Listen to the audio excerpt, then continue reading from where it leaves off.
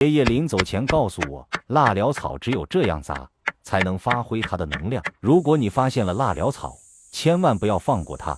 80岁的爷爷扔掉8棍子跑过来对我说，蜡疗草是棵珍贵的植物，可惜现在很少有人知道了。